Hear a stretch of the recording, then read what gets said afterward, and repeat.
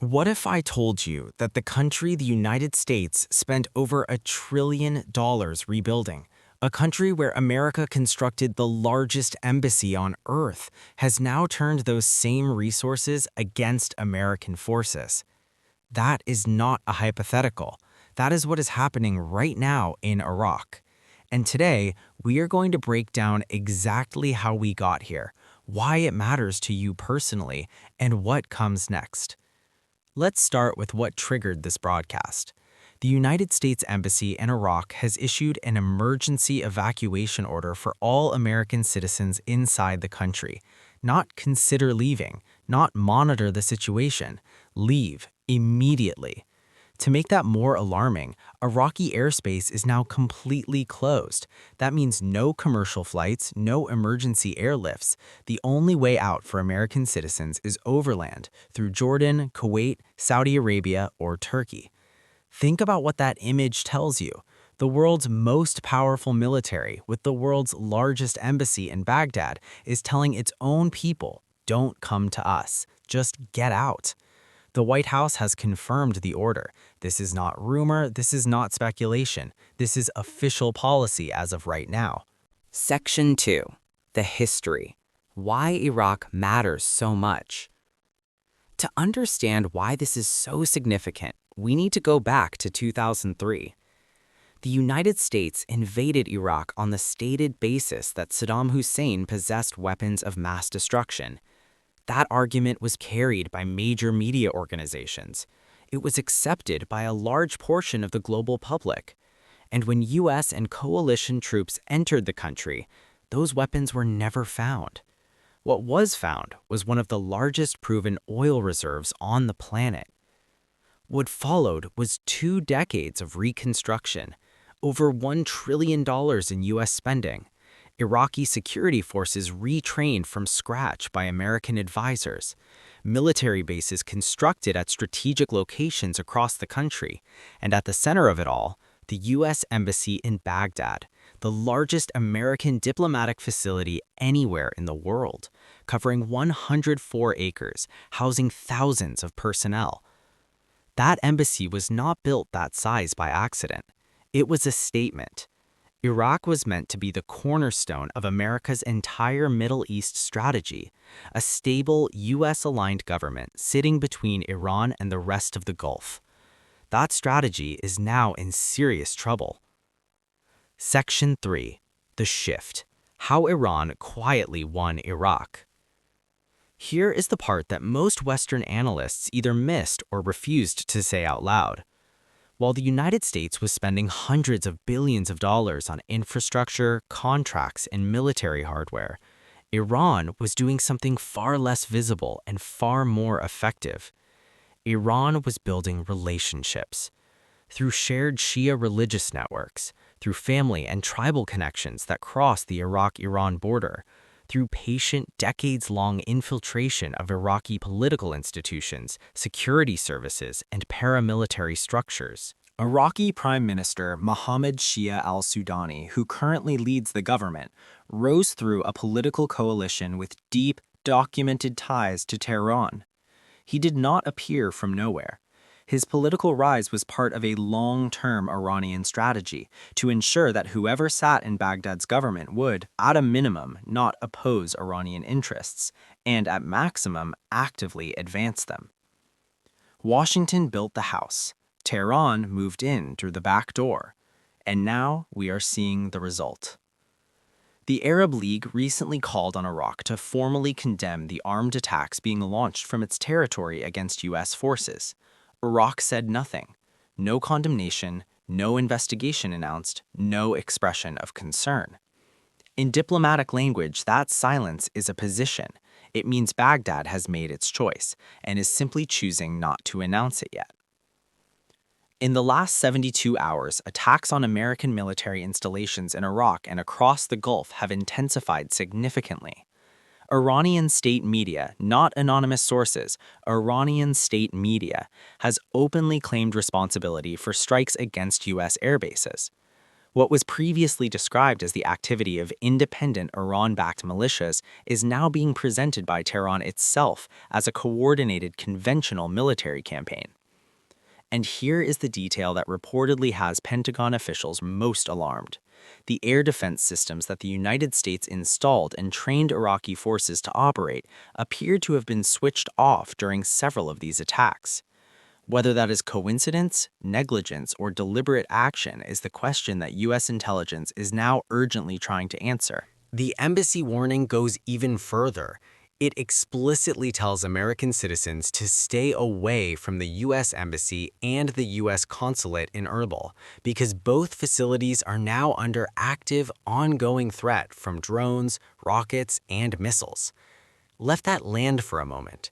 The U.S. government is telling its own citizens the safest thing you can do is not go to the American embassy. If you remember how the U.S. withdrawal from Afghanistan unfolded in 2021, you will remember the images of abandoned military hardware, Humvees, helicopters, weapon systems, left behind because there simply was not enough time to retrieve everything. Iraq is worse, much worse. The volume of American military equipment inside Iraq is significantly larger.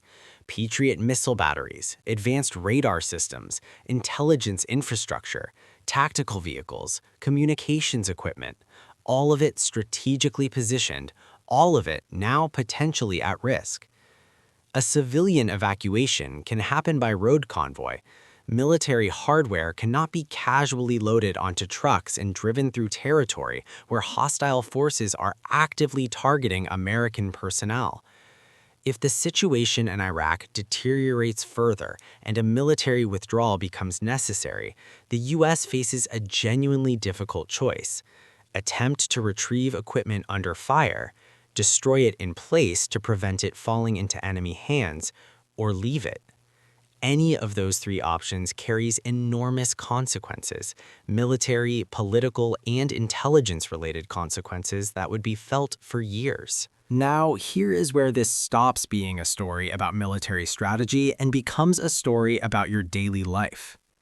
The International Energy Agency has confirmed that global oil markets are losing approximately 11 million barrels per day as a direct result of this conflict. To put that in historical context, the 1973 oil crisis, the one that caused gasoline lines stretching around city blocks across America and Europe, removed roughly 5 million barrels per day from global supply. The 1979 Iranian Revolution crisis removed another 5 million. What we are experiencing right now is more than double both of those crises, combined, every single day.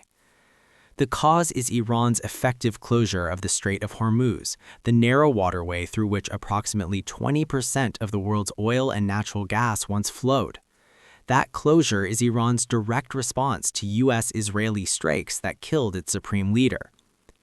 Brent crude has already crossed $114 per barrel this week. When President Trump suggested that productive negotiations with Iran were underway, markets briefly calmed and prices dipped below $100. The following day, Iran publicly denied any negotiations were taking place. Prices climbed back to $105 within hours. Goldman Sachs analysts are now warning that sustained disruption could push oil above $147 per barrel, a historical record. Citigroup has stated they cannot rule out $200 per barrel if attacks on energy infrastructure continue at the current pace. These are not fringe forecasts. These are major financial institutions putting numbers on scenarios that seemed unthinkable just weeks ago. Section 7. The Global Response. What governments are doing. Governments around the world are already reacting in ways not seen since the 1970s. India has invoked emergency powers to redirect energy across its national grid, prioritizing household cooking gas over industrial consumption. China has restricted refined fuel exports to protect domestic supply. Japan has released its largest strategic petroleum reserves in history, equivalent to 15 days of full private sector consumption. Spain has launched a €5 billion emergency plan to reduce fuel costs. Germany has capped the frequency of gasoline price increases. Brazil has suspended diesel taxes. Greece has imposed price ceilings on fuel and all supermarket products for 3 months. In developing economies, the situation is sharper. Sri Lanka is now rationing fuel to 15 liters per vehicle per week, tracked by QR code. Pakistan has cut its working week to 4 days and reduced government fuel consumption by half. South Korea has reinstated license plate-based driving restrictions. Schools in multiple countries are moving back online. Rolling power cuts of 5 hours daily are being imposed. One country is responding differently. The United Kingdom is using this crisis to accelerate a structural energy transition, mandating heat pumps and solar panels in all new residential construction. The logic is straightforward. The solution to energy dependency is not just more supply, but less dependency. How quickly that transition can provide relief in the current moment remains an open question. Section 8. The bigger picture. What this crisis reveals. Step back from the daily headlines for a moment and look at the larger pattern.